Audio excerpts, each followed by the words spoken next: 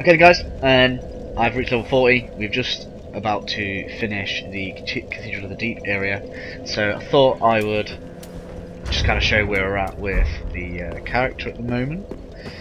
So, wow, that is really shaky for some reason. Just because it's got a lot going on in the background. Looks like epic film movie.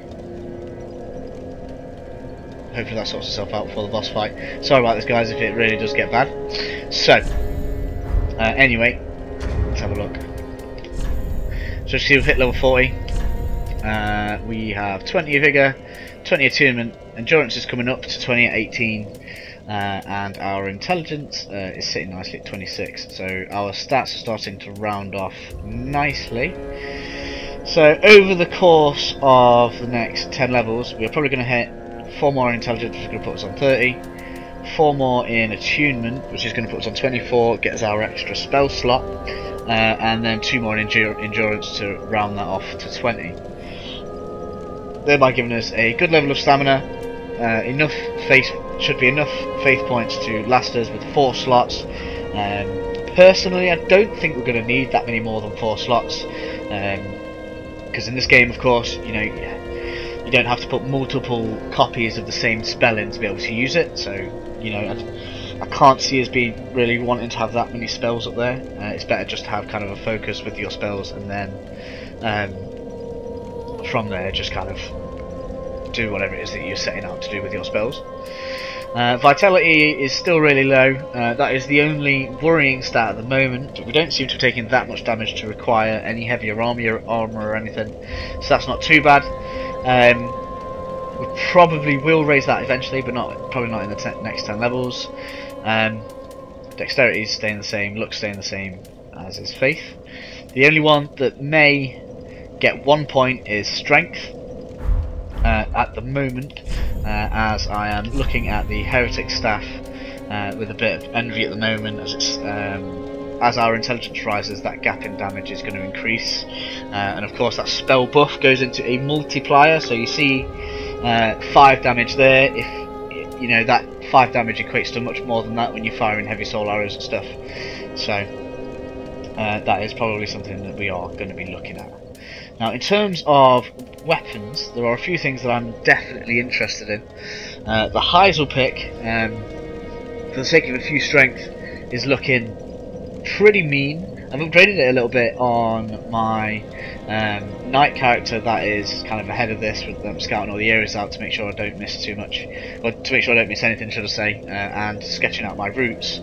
And the damage on it is looking like insane. And the fact that if you're using a skill shield instead of a parry shield, it can essentially buff itself without using the spell slot to increase its physical damage and its magic damage, making it pretty good. I can see a lot of people wanting to use that.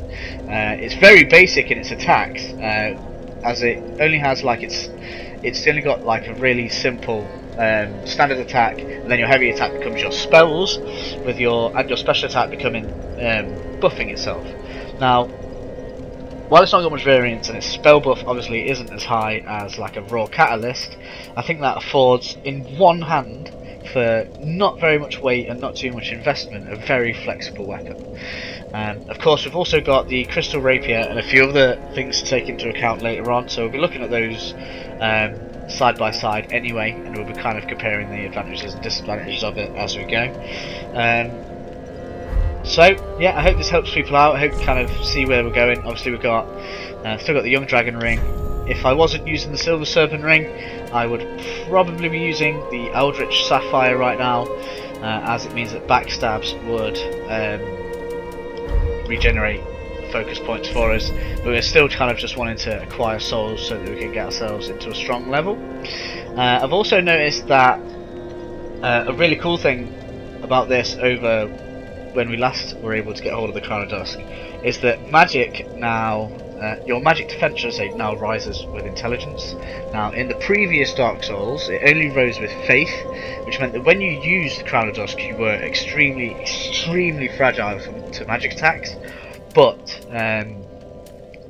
that doesn't seem to be the case with this, as you can see over on the side. If I can get over. Oh, it's not letting me go over there. But essentially, our magic defense is higher than any other defense at the moment. Obviously, lightning's rising as well, but that will culminate in its own quite big advantage. And as you can see, like if I take that off, that will rise. Or will it? Or should I say, it will rise if you switch it for another one. So yeah. Just worth noting that the Crown of Dusk is obviously affecting how much damage we're taking from magic, but as our intelligence rises, that will become less and less of an issue, which is actually quite handy. So, I'll see you next time, guys, where we will be defeating the Archdeacons. Enjoy the rest of your day.